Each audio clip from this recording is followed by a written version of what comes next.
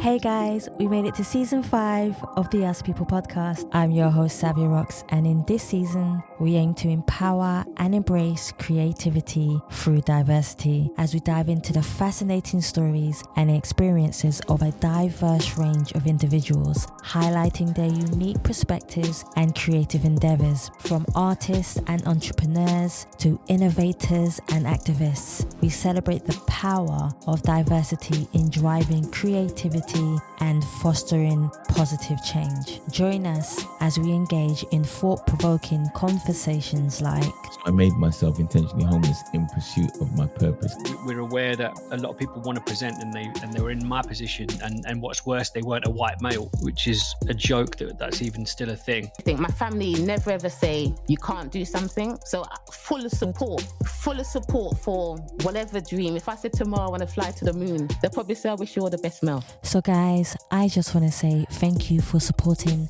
the Us People podcast for the past 5 years, and we look forward to sharing another new theme song with you. Let's go.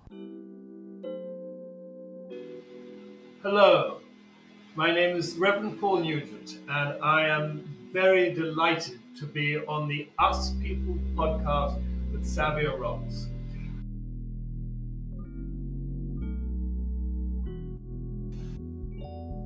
Hey guys, and welcome to another episode of the Us People podcast.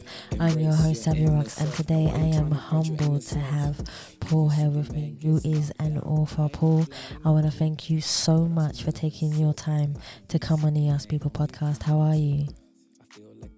Overall, I'm very well, Savia, and it's very nice to be talking with you. Thank you so much, Paul. So my first question for you, Paul, is could you kindly tell me a bit about yourself, where you grew up, and how that influenced you to be the person who you are today?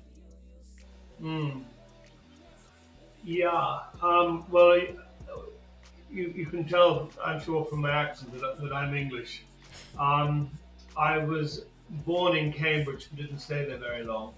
I grew up in, dare I say, a large country house in Yorkshire. At least that's what I remember for the most part. That was my father's side of the family. And but at the same time, I was sent to a boarding school at the opposite end of the country. So I had, to that extent, a privileged, or so-called privileged, upbringing. I think actually the real privilege I had, I don't think it's anything to do with class or wealth, actually. I think it's more, I was privileged in the sense that I had two parents, both of whom loved each other. Yes. And loved their children, my brother and myself. And I think, so I was brought up in a very loving family, and I think that generates a sort of an ease and a confidence that one can sort of carry through into one's adult life. In saying that, being at this boarding school, at the other end of the country, I don't think it's fair to accuse myself of not being academically bright. Because I think anybody who could write a book has got to have a little bit of a brain, at least to get it published. But I wasn't interested in what I was being taught. School, I mean, yes, I was good for a while, but after a time, it became boring for me.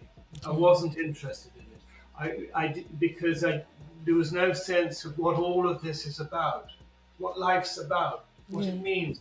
Here, and none of that was taught. I mean, obviously, still isn't being taught, and I think it should be taught. I think these are incredibly important questions. They're great questions that maybe people eventually go on sort of can study and question, maybe in philosophy at university. But I'm not even sure philosophy is getting at the root of it. Yes. So, as I say, I grew up. In relative privilege, so to speak, but questioning life. And the consequence was that when I'd left school, age 17, 18, I failed most of my exams. I had to go back and retake English, well, a couple of them actually. I managed to get the bottom grade in English literature. And I hadn't got a clue what to do with it. There's not a lot you can do with just one bottom grade A level. But a friend of mine had gone on to a place in Bournemouth on the south coast to study hotel management. And he said, all you need is one A level E grade to get in. And I said, well, that's all I've got, so I'll come and do hotel management. And I was there for 3 years, and as I say in the book, I got even less interest in hotels when I left than when I had entered. But it did introduce me to the subject of wine. Yeah. That I thought, this could be interesting. So I actually went into the wine trade for about 8 or 9 years in London. And it was during that time that these deeper questions really began to kick in as to what is life really about, and unsure of where else to turn. But I'd been raised in the Anglican Church. Anything I had was a Bible. I wasn't aware of any other sort of spiritual or metaphysical teaching. So I read the four Gospels, and it had a very profound effect upon me, because I knew, I didn't just sense, but I knew that here is someone, as in Jesus Christ, who did really understand how to live our life, how we should be living on earth. And it, as I said, had a very profound effect upon me. I began to attend a church in London, St. Martin in the Fields, in Trafalgar Square. And I was very fortunate in the sense that my boss, working in the wine trade, was himself a deeply spiritual man. And he was studying Eastern philosophy at a school in London. And he introduced me to that school, where I was sort of awakened to concepts such as karma and reincarnation. And they made as much intuitive sense to me as the teachings of Christ in the Gospels, which of course aren't technically in the Bible, not in the Orthodox sense. One can make a case that they are actually there. But anyway, that made sense. And his secretary had been at a New Age centre in the north of Scotland called Findhorn, that you may have heard of. Findhorn began I think in the 50s, and became famous in the 60s and 70s, because they grew an incredible garden by communication with what the devas, or the nature spirits of the plants and the vegetables. And it was as if the sort of, the devas of the rhubarb were saying, we like to be near the carrots. We can't stand the broccoli, but we like to be near the carrots. So these intuitive, Eileen Caddy was the main one. I can't remember the name, and her husband, Peter Caddy. But they grew this phenomenal garden by listening to literally the devas or nature spirits of the plants. And Findhorn became literally world famous as a result of that. So I also attended Findhorn for 2 periods.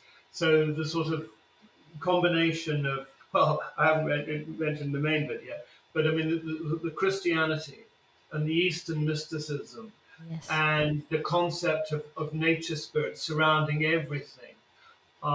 And then the main element, the thing that really came out of it more than anything, was an organization called the Aetherius Society that had been founded in London in 1955 by the Western Master of Yoga, Dr. George King, who they believed in the Aetherius Society. He'd spent 10 years practicing various forms of yoga for up to 8 hours a day. This was coming out of the Second World War, in which he'd been a conscientious objector, but he'd served in the fire service during the Blitz, and he'd seen the sort of madness of humanity, which led him to sort of ask these deeper questions and study yoga. And anyway, at the end of his very intense period of practicing yoga, he was contacted by an intelligence coming from the higher dimension of another world. We believe the higher dimension of Venus, just as there are other dimensions around this earth. I mean, reincarnation makes no sense without other dimensions. And so there aren't just other dimensions around this earth, but also higher dimensions on the other planets in our solar system. And so it was understood or believed that this man, this yoga master George King, had been a contactee for intelligences um, existing upon higher dimensions of other planets in our own solar system. And I was naturally quite intrigued by that. It's very easy to dismiss on the surface, but I took the trouble to actually take this seriously, investigate this, and I did, and I found it to be remarkably and profoundly true and important. Um, and so I became a member after 2 years. I became a member of this organization. This was in London in 1986. I became a member. I probably founded it in 1984. And so this whole combination of the Aetherius Society, beings on other dimensions, nature spirits, the great teachings and philosophy of Jesus, the Eastern philosophy of Buddha and Sri Krishna, it all sort of merged together in my own life. And I knew it to be profoundly important, and was answering those questions that I'd had as a child, but certainly weren't being answered at school. So that has been the as I say, this is in the mid 80s, so we're going back about 40 years. That has been the foundation of my life. And in 1990, well, in 1989, I traveled to the American headquarters of the Aetherius Society, which is in Hollywood, California, to meet Dr. King. I'd not met him. I'd seen him on an occasion. He came to England in 1986, but I hadn't met him. And I wanted to meet him because I joined the sort of voluntary staff of the Aetherius Society. And it was on that 3-week visit in 1989 to the American headquarters that I was invited to actually relocate to the headquarters in Hollywood. And I knew deep down it was something that I wanted to do, and I did do. See, that's why you live life as much as you can, because you know when you get to travel and do things and understand different cultures and religions, it enhances your life, and it also answers questions that sometimes you feel you're missing in your life. There's one of my favorite lines, and I use it at least once, if not twice, in the book. Is from Hamlet. And the line is, "There's a divinity which shapes our ends, rough hew them how we will." In other words, and I think that's karma. It's Shakespeare's way of explaining karma. There's this overriding force that is always guiding us, no matter how reckless and silly we can be, or whatever. But karma is always pushing us back, not in any kind of aggressive way, but steering us back to our own highest good, if you like, our own intuitive sense of destiny. And that, I mean, I could coming back to my A levels, but I could sometimes I sort of reverse engineer my life, and it was almost intended. It was purposeful that I had failed my A levels, because if I'd passed them, I'd have gone to Leeds University to study textile design and management, which would have taken me completely away from where I wound up and finding the Aetherius. Although in saying that, I still think karma, or the divinity shaping my particular end, would still have led and directed me back. Yes, I agree. The Aetherius Society. I definitely agree. So in order to say that, I would love to know more about you in the terms of, can you define yourself as a person? But who do you see when you look in the mirror? But on the flip side of that question, Paul, has there ever been a time where you have looked in the mirror and not recognized the person staring back at you? How did you manage to go from a person that you might not have liked seeing the reflection of to becoming the person that you wanted to become spiritually and also mentally? That's a very, very profound and deep and important question, Savia. I don't like, in fact, as I say, I don't like looking in the mirror. I don't. My wife always sort of laughs at the way I look at the mirror. So I sort of look at it slightly askance. But if I look within myself, Um,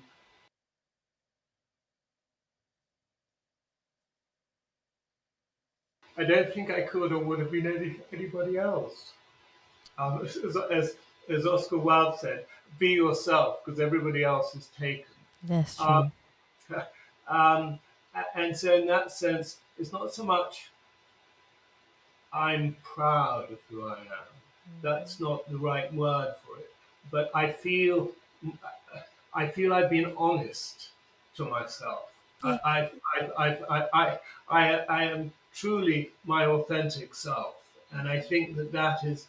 I mean, that in itself is a gift, and perhaps coming back to my childhood, um, the sort of the natural, instinctive um, love and nurture that a child gets enables one to have the confidence to be that, to be literally oneself.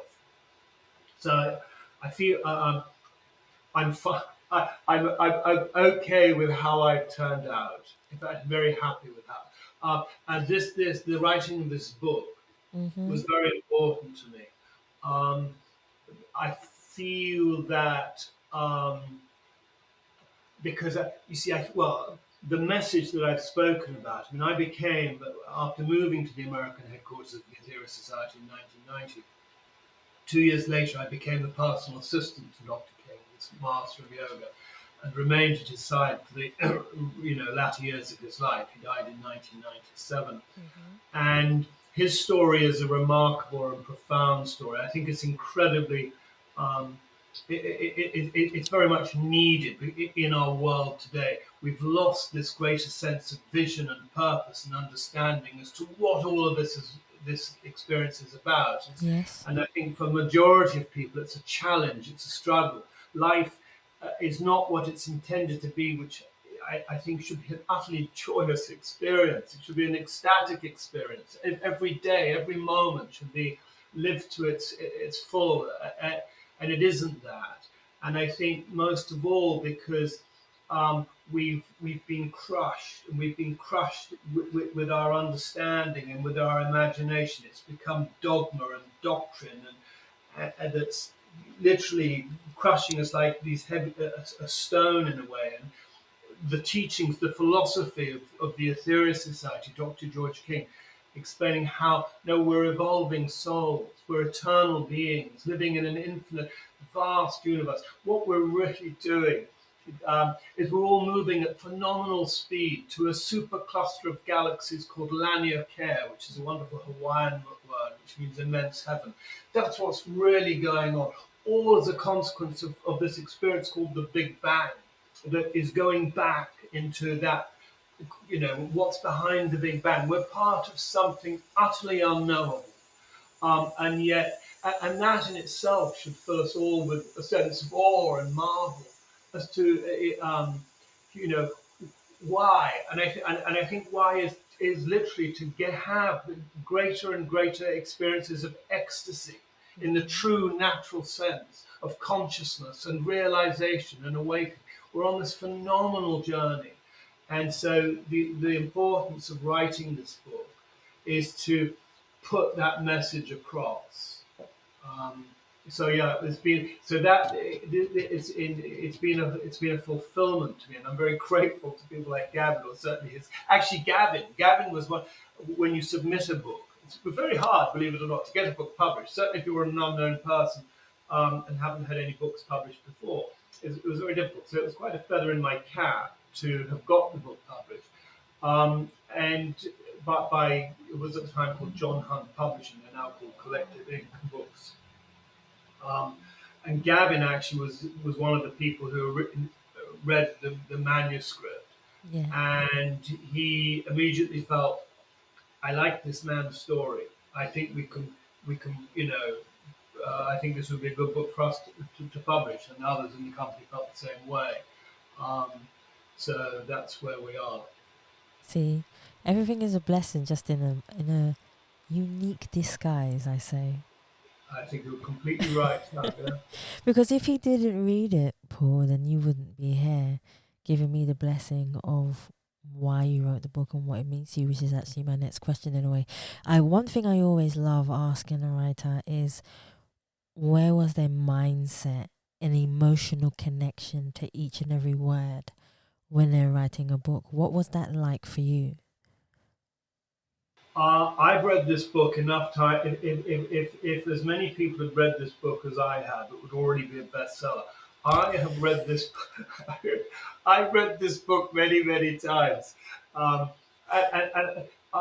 but every word is important. In fact, I saw something fairly recently about writing, a very old article about right. But it is important to feel comfortable with every word. Yes. Um, yeah, and so that was important for you. So you've got to, tooth comb it and tooth comb it and tooth comb it until you get it right. Believe it or not, I've come to think of the book as a love story. It's almost a romance, um, and the romance is an expression. Sorry to get teary, guys, but it's an expression of my love for God, for the wholeness, for the allness. It's that kind of so it's not your ordinary sort of romantic sort of novel that's very popular um, about the big muscular guy and the attractive young girl.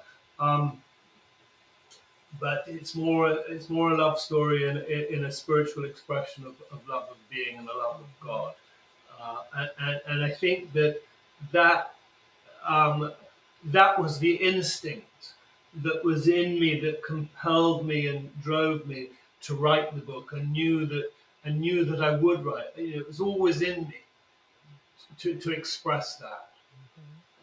So that's the answer. There's I think we've nothing wrong. got There's 20 nothing. questions to go, There's don't we? there's nothing wrong with getting teary. I always find that when someone is passionate or when someone is in love with something that they do Well, passionately. I get teary far too easily, and I wish I wouldn't. But Do you know what? I wish more men did to be. I'm sorry, I'm going to come off subject for 1 second. I wished more men express their emotions the way you do. really, thank you. Yeah, because it's at the bottom of it. It is a love. Um, it is a love of being, and I get because the tragedy is for me anyway, is because it's something that's been horribly and terribly lost. I I agree. feel Yeah. pain of the world in that sense. I don't want to say too dramatic or over dramatic, but I'm aware intuitively, as you are, of how miraculous and beautiful this experience of life is. Yeah, I agree. So the pain of the suffering of what we've made of it, we've made it something horrible. We've made it something just basically could even say ugly. We've made it ugly. We've made the beautiful ugly, um, and that is painful when one knows the beauty of what it really is. And my admirers and my attempts to re-establish the beauty. I always say it's funny that you say all that. It's the when you're an empath and you absorb everybody else's emotions, it can be quite painful to take Mm, on all these emotions. And mm, someone said something, and I don't know whether or not this will resonate with you in any way. Someone said to me that a lot of people who have mental health and mm, who are empaths are absorbing all the pain in the world, and they are there to absorb all these emotions to try and heal the earth, because all these it was very spiritual the way the person said it. Maybe I'm butchering it a little bit, but I understood the concept of what they were trying to say. They were saying that if all these people who are empaths and who have mental health are the people who are healers, in a mm, sense, of spirit world, of human world of existence. If all of us are taking all of these emotions in to try and heal the earth, we might be able to still save it in some kind of way.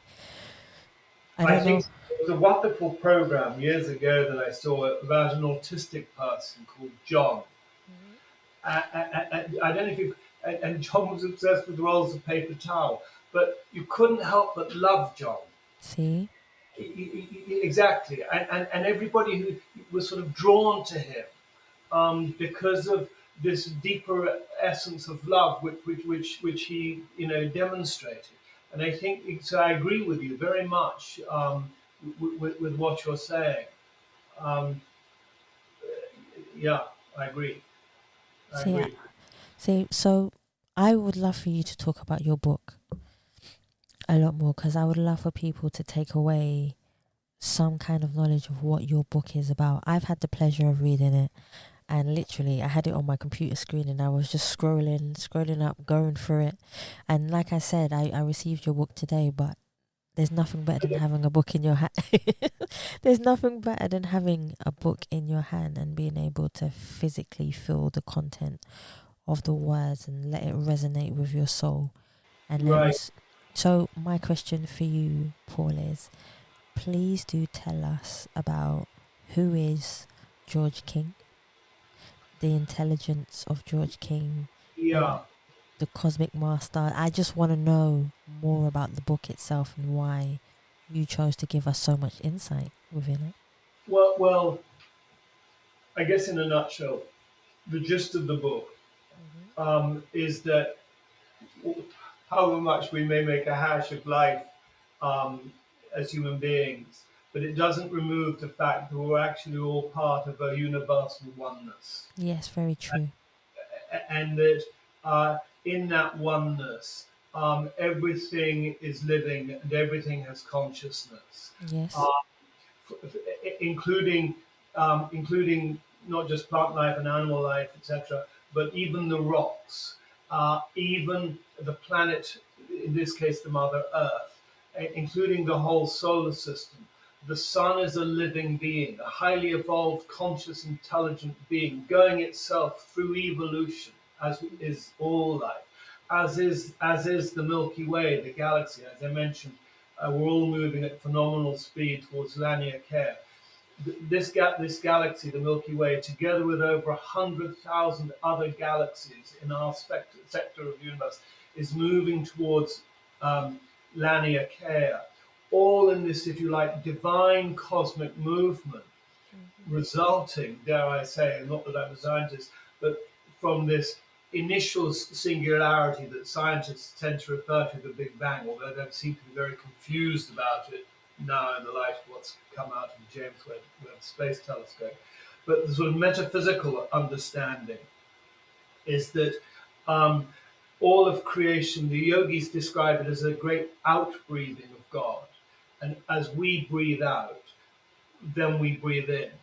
And so we're in this experience, this cosmic, intergalactic experience, all interconnected, all entirely sort of divine. I was going to say spiritual, but all interconnected and divine experience, going on to greater and greater forms of realization, consciousness, ecstatic bliss in a way. I mean, the goal, we're here on Earth, this is another part of the message, to literally attain cosmic consciousness, or which is the goal of yoga. It's the consequence, which is something Dr. King was able to do, um, to raise a force we all have at the base of the spine called the Kundalini. And it rises up through the chakras, psychic centers that we all have in our aura, open these floodgates, so to speak, until we can raise it to the higher centers, what's called the Christ center and ultimately the crown center. And it's known in the sort of Sanskrit term of Sat Chit Ananda, where we have full conscious realization as a human being, and it is literally an ecstatic state. Well, Dr. King was able to attain that, and it was with this ability, it's known as samadhi, with his ability to go into this state of samadhi or cosmic consciousness, as I mentioned, he was contacted first contacted in 1954 by an intelligence, as I mentioned, coming from the higher dimensions of Venus, called the intelligence goes by the name of Aetherius. That's why we are the Aetherius Society. And the understanding, and a big part of the book, and the main part of the book, is that humanity came from a planet we destroyed over 18 million years ago, known as Maldek. All that remains of Maldek is the asteroid belt, which is between Mars and Jupiter. And the scientists are now scratching their heads in the way they are about the Big Bang, as to feasibly that must have been a planet. Our understanding is that it was a planet that we destroyed through the intense misuse of atomic energy through nuclear war. But being an aspect of creation, we couldn't just be taken out of creation because it's this oneness. We just sort of become, if you like, deviant. We'd gone wrong. And so but we needed somewhere to reincarnate. And the Earth was approached. As I said, this is over 18 million years ago, which to us sounds like a long time and is a long time, but in cosmic time it actually isn't that long at all. And we reincarnated very slowly here on Earth, attaining a civilization called Lemuria, which again we destroyed through the intense misuse of atomic power. We destroyed the civilization, not the planet. Again, this whole process of karma and reincarnation kicks in, and we arose to a civilization known as Atlantis, which again we destroyed through the intense misuse of atomic energy. And then coming out, or towards the end of the Second World War, mankind, with our tinkering and our wrong motives, if you like, but nonetheless sort of scientific capabilities, once again learned how to split the atom and built the atom bomb, which we used at the end of the Second World War to kill 200,000 people, to end a war that had already killed over 40 million. So, and then we went into the Cold War, developing the hydrogen bomb. So from this sort of extraterrestrial point of view of advanced intelligences, particularly within our own solar system, they were seeing humanity stuck in a rut, so to speak, from Maldek through Lemuria, through Atlantis. And it was in that period of the Cold War, we're essentially talking about the 1950s and 1960s, that flying saucers were very commonly cited. It was when the term was first coined, the flying saucer. That was actually 1947. But there were many groups all around the world because many people were having sightings of flying saucers. In a similar way, in more recent times, we've been having manifestations known as crop circles. What on earth are they? These incredible formations that sharpen fields overnight, in the blink of an eye. They're evidently not human beings, however much human beings try to dismiss them as two men with a plank of wood, and likewise flying saucers, until recently were always dismissed as sort of weather balloons or flocks of geese or something. But now the government's been forced, I'd say the government, certainly the American government, has been forced to acknowledge that flying saucers exist, and they are. It's not us, and it's not the Russians, and it's not the Chinese. And what these craft can do is just phenomenal. It's way beyond our technologies. So from the perspective of these, as I say, more evolved beings who haven't gone down the route, I can say route because we're English, they say route over here in America. But they can see that that was where humanity was going again. But coming back to this sense of all of creation being conscious, all of creation being living, that includes the planet. The planet has a logos, the planet has a heart, the planet has a soul, and which itself is evolving. And the earth has withheld herself for our sake. She held herself back. There's a tremendous act of sacrifice, you could say, for us to sort of slowly get with the program. And we still haven't really gotten with the program. And yet, so the Earth as a living intelligence has been given a tremendous infusion of, if you like, cosmic or spiritual energy, which we would say in the Aetherius Society is what is behind the Earth change, the quickening. There's a quickening that's going on, and it's primarily about the Mother Earth, and it's having an effect, a knock-on effect on all of us. They even call this age we're living in the exponential age. It seems everything is going exponential, but it's a pressure on us to also change, not just or even not necessarily in a sort of technological sense, but more in a spiritual sense. We're being forced to, I say forced, the pressure, there's a pressure, a natural instinctive pressure that upon all of us to awaken, to start raising Kundalini, if you like, because the Earth herself is changing. She's changing as part of some far greater evolutionary cosmic plan, if you like, that we're all engaged upon. Maldek should never have happened. Maldek slowed the system down through, if you like, the wonderful allegory, I say wonderful, but the allegory of the Garden of Eden, which goes back to sort of free will. We chose free will. We tinkered with, if you like, the system of God. We chose to see ourselves as being separate from God, when in reality nothing is separate from God, because everything is God, whatever God is. But God is this literal singularity. It's this oneness.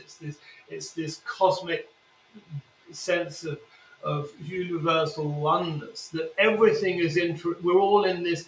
This is the true matrix, if you like, that we're all connected to and connected with, and it's becoming conscious of that, not in any sort of negative way, but in a sense of an awakening. And so George King was used as this medium for intelligences to communicate, if you like, of this sort of timeless, fundamental spiritual journey that we're all on. We are, as I say, here to evolve. We're here to raise Kundalini. We're here to attain the state that the Buddha attained, that Jesus attained. In fact, Jesus, in the wonderful demonstration of ascension, we're literally here to ascend. We're here to ascend not to some mythical heaven, but to, yes, there would be heaven, because of the sort of environment in which it has been created, on the higher dimensions of the other planets. And they gave this outline, this evolutionary journey that we're on Earth, that takes us beyond nirvana or enlightenment, through ascension to literally interplanetary existence. And it's actually a wonderful series of transmissions given to Dr. King in 1961, we call the 9 Freedoms, that begins with bravery. The first of those freedoms is bravery, having the courage. It takes courage to honor one's inner truth, one's conscience. It takes a courage. And what's behind that courage is love, in a very natural, instinctive way, in a universal way. Which leads to the third freedom of service. The natural thing coming out of that love, is to help, is to serve one's fellow man, one's community, to uplift, to heal, whatever form. And that is a natural progression towards enlightenment. That is the way towards it. We're here to attain enlightenment, and that is, there are other forms which one can do through various different types of yoga, which we also teach and practice in the Aetherius Society. But as I say, to go beyond not just death, but to go beyond this world, and in keeping with the natural progression that not only the Earth, but the whole of this solar system is making. Everything in creation is being accelerated. Even the expansion of the universe is accelerating. We just need to get into the rhythm with that natural cosmic rhythm. So that's the gist of It's awesome. That's completely awesome. And anyone who reads it, I'm sure will connect with that and understand it. But also raise their consciousness of understanding it. So my next question for you is, a lot of the time we talk about being asked questions, but if there was one question that you wished people would ask you, but nobody ever has asked you this question, what question would it be, Paul, and why? What question would I like people to have asked me that's never been asked? Well, I'm 60, nearly coming up to 66, Savia, and I've been asked a lot of questions. Um,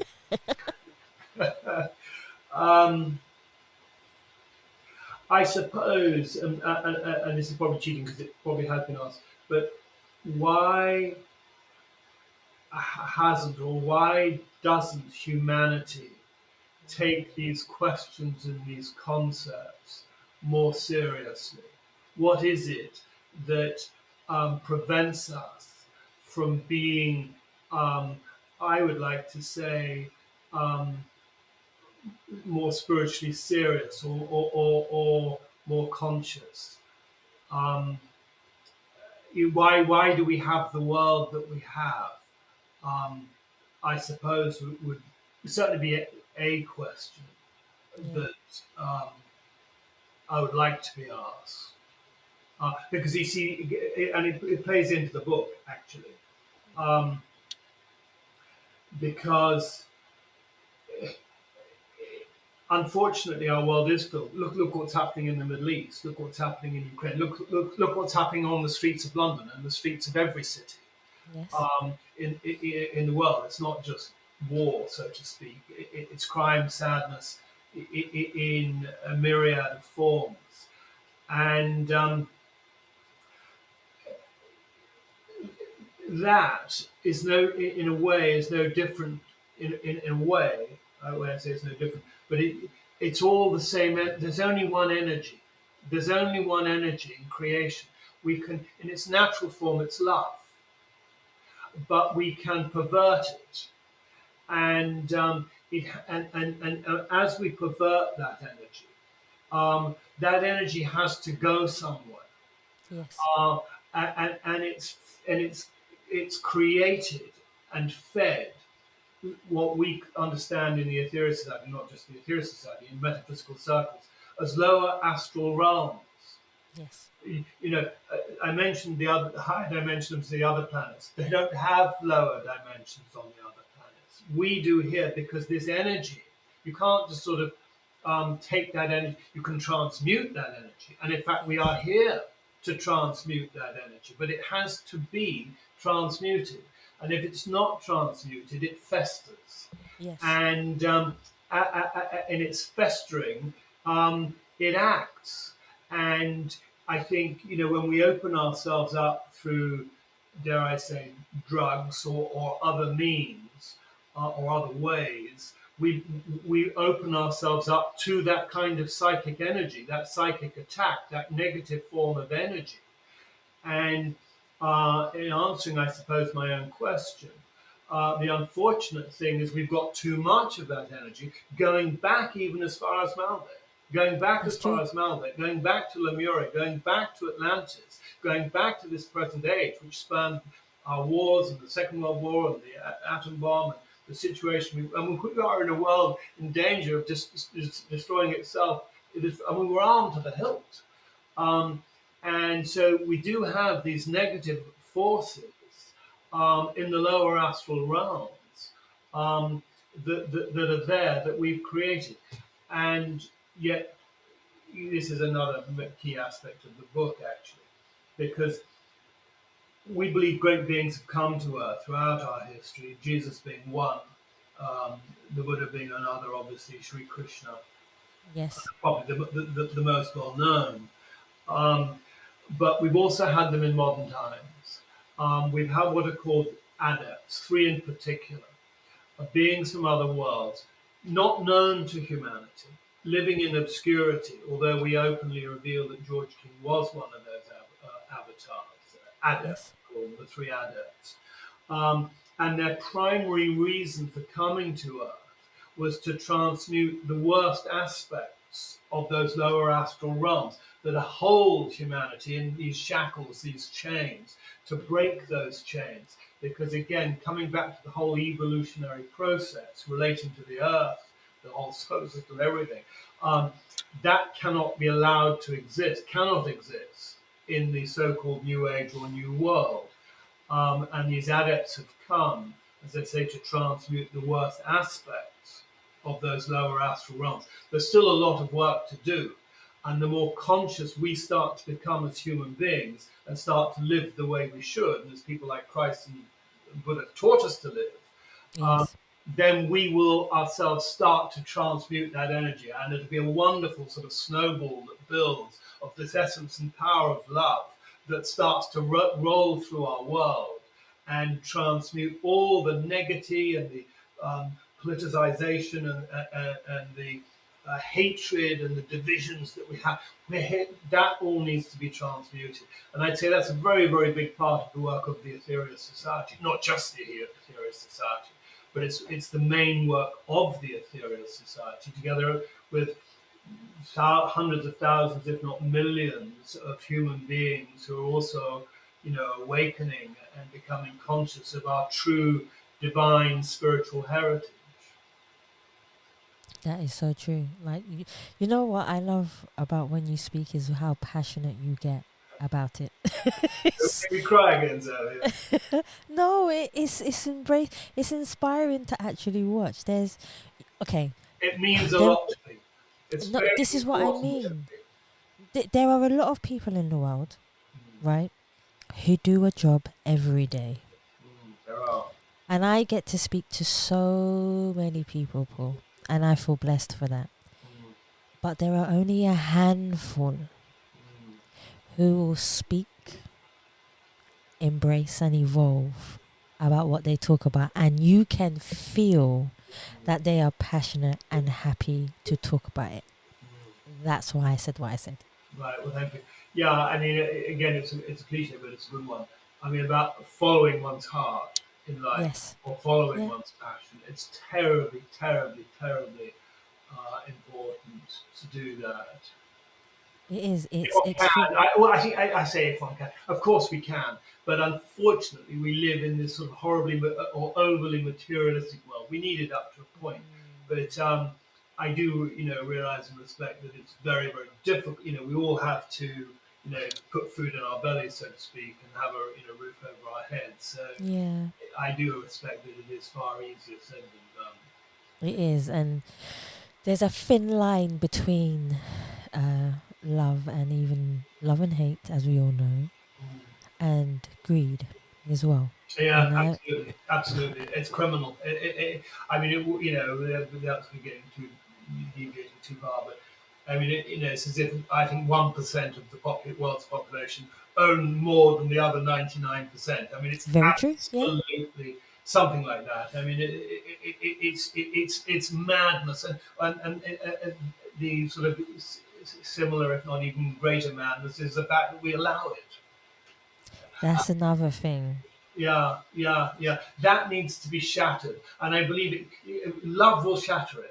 Love will shatter it. That if there's enough build-up of love in the world, that greed, that clutching to possession, will be shattered. It shows a massive level. It shows also a massive level of insecurity as well. When somebody needs to have that much. Yeah. It shows a massive level of insecurity, and it shows a massive level of insecurity in the sense of they feel that they need the abundance of power to control. Yeah. I can talk to you about this all day. I'm sure Yeah. I am, because But it's changing. It's being changed. it is. That is the importance for us as human beings to become conscious of that, which comes back to this bravery, because I think intuitively we all know it anyway. Yes. Part one of my book is called "The Things I Knew Before I Was Born." I think there are things we all knew before we were born, and I think the biggest thing that we all knew is love, which again, coming back to this the 9 freedoms: bravery, love, service, etc. The intelligence who gave that series of communications through Dr. George King in 1961, at the end of the second freedom of love, he says, after the initiation called death, and it's a very interesting way of putting it, the initiation, death is an initiation, because after the initiation called death, you will be asked why you did not use this energy of love more. We will be asked that question, and he goes on to say, dependent upon that answer, Yes. can be your next life, or will be your next life. We all intuitively know. We know everything in point of fact. In point of fact, we know everything. It's just, again, comes back to having the bravery, the courage, the guts to take hold of it and realize this is more important to me than anything else. How I'm seen, how people treat me. This is the most. This is who I am, and it's essential that we take hold of that. I think more and more it's becoming, I think, more allowable, more acceptable to do that, in various different ways. But fundamentally, I think it's to bring love into the world. That's the calling of each and every one of us. That goes beyond all kinds of gender, race, ethnicity, whatever, because we've all got this access to this same universal love. Whoever That's we true. are, however we are, let us bring that into the world. I've only got 2 more for you, Paul, but there's a question that I do want to ask you before my second to last. I know the time flies so fast, I but give I long would answers as well. I always love asking this question. When was the last time you felt totally at peace with yourself?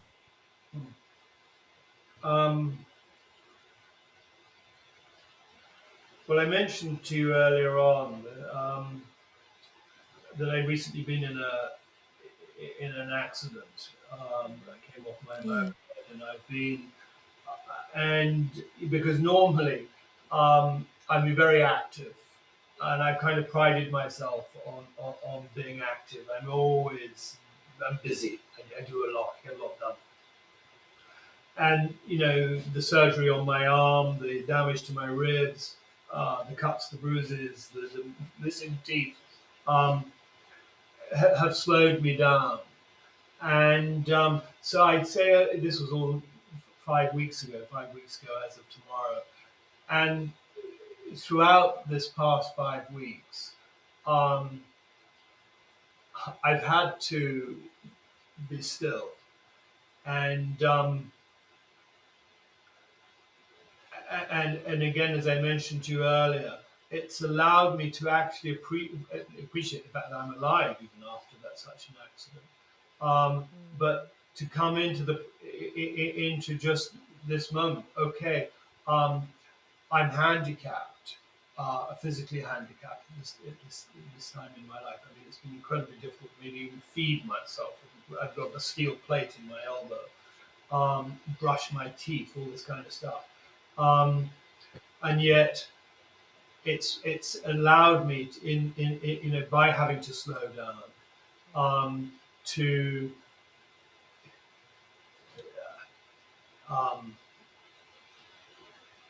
accept the present moment. And it's, as I said to you again earlier, it's been enormously rewarding. It's been a physical hit, but psychologically, it's been it's allowed a shaft of light to come in. Yeah. I know how that I know how that feels. It's like a stillness within you that you must accept. You have to. There's no alternative. No. Sometimes I embrace it, and sometimes I feel like has it been forced onto me, and I must learn to understand it. And Well, there is again, you say lesson in it for force, and me. I know exactly what you mean. But again, it's this sort of divinity that's shaping our end. That's the one. Yeah, that is the one. I mean, the last time I would say was just over 2 years ago when my older brother suddenly died. literally out of a clear blue sky, and it was devastating for his wife, 6 children, my parents. My father has since died, and my mother thinks that it was, she could see the onset of my father's illness or sickness coming after he visited my brother's grave on the first anniversary of his death. But I had to give the eulogy at my brother's funeral, and I actually said, it's, it may sound very strange, but I think my brother had given us all a great gift, because when the heart is broken, it allows us to get in touch with something very pure and very sacred. This feeling of love, and I think we all felt it. And yes, it was devastating to have lost my brother, but I can say, fortunately, we've all moved on, except including my brother, who's moved on literally. But he was 91 years of age.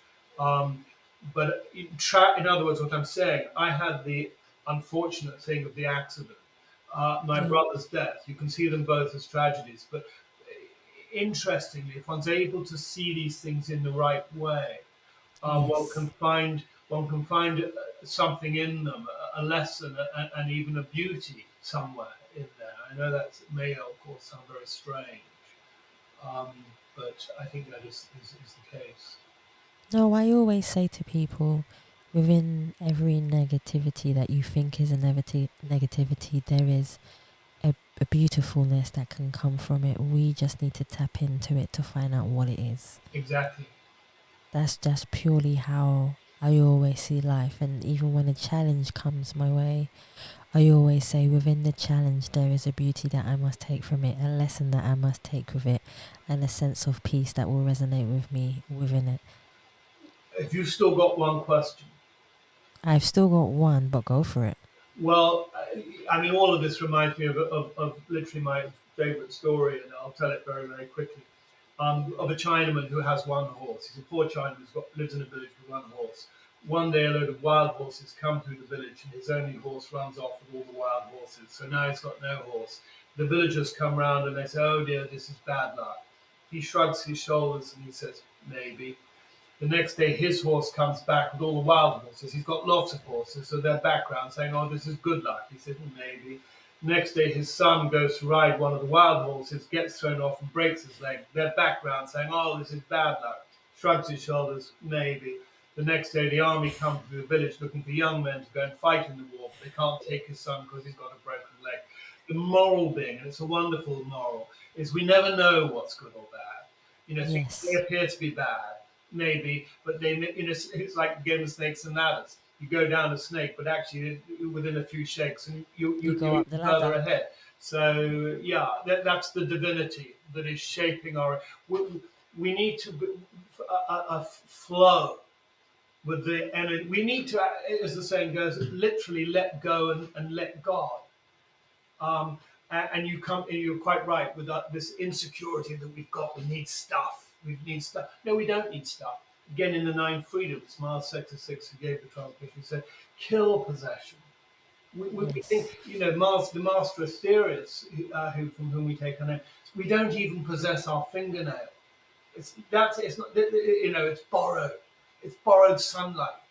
The whole physical is all borrowed sun. The only thing we have is the spirit, which is within each and every one of us. There's a very wonderful relationship between the spirit and the soul, but the physical body, none of these things can we possess. We certainly don't own. There's no ownership in that sense. I don't want to sort of get into communistic speaking, because it's got to be done spiritually, with a spiritual understanding.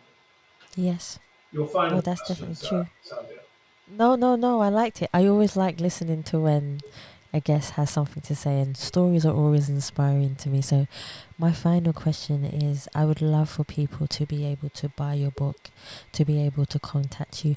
And I think more people should contact you, Paul, because when you talk with the amount of passion that you do, you actually teach the world that they should nurture their emotions, and there's nothing wrong with that. And I think it's a beautiful thing to be able to have and do. Well, at to answer that, right at the end of the book, I say, this is rightly, I say, meanwhile, if there's anything else you wish to know, and I am alive, please ask me. And if I am dead, still ask me. You never know. I may be listening and even answer. The book, for now, is available from Amazon. It's called Maya Maya, Mayamire, Maya Maya. Maya being a Sanskrit word for illusion, and Maya as in quagmire. We live in the quagmire of illusion. It's available, of course, from Amazon, but I'm, there are algorithms with books because there's a zillion books, and bookstores, and it can only stock so many. But it is obviously available from Amazon. Hopefully, it will be available in bookstores as well. And that's it. Oh, I've shut the door because I was worried that one of our two cats was going to come in and walk up on my lap or on this day. My cats always do that. I don't mind. I like my little one, the tiny one that I rescued.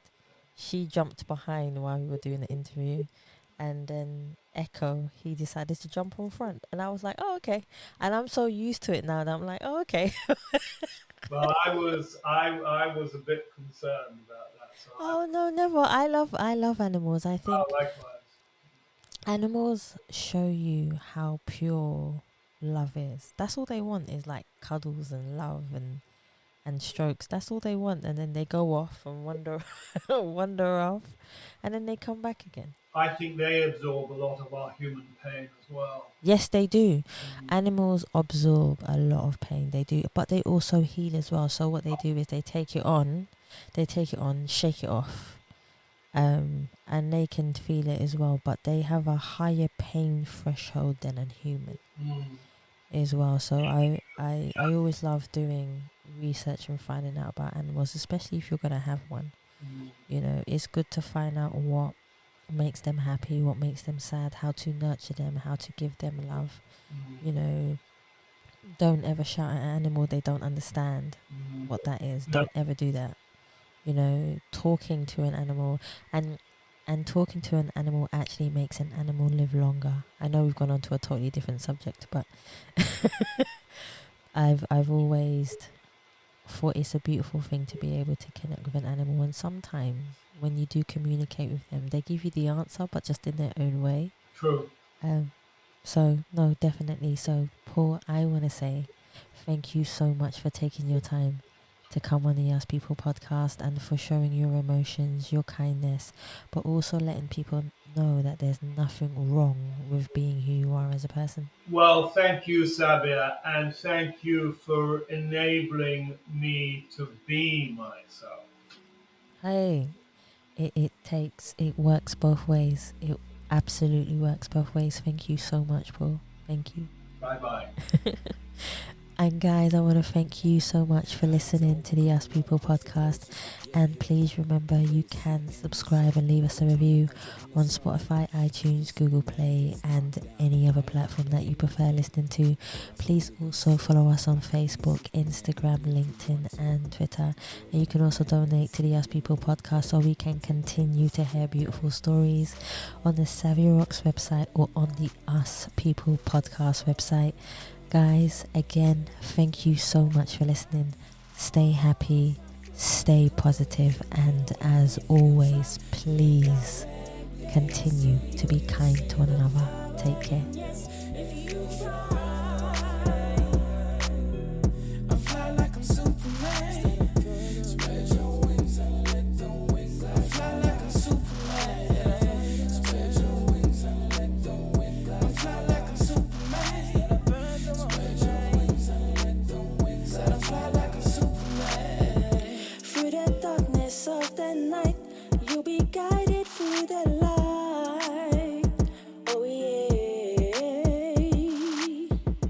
You're a beautiful soul too. Obviously, you're a lot younger than I am, but you've already found your niche, and that's lovely to see. So you can be free.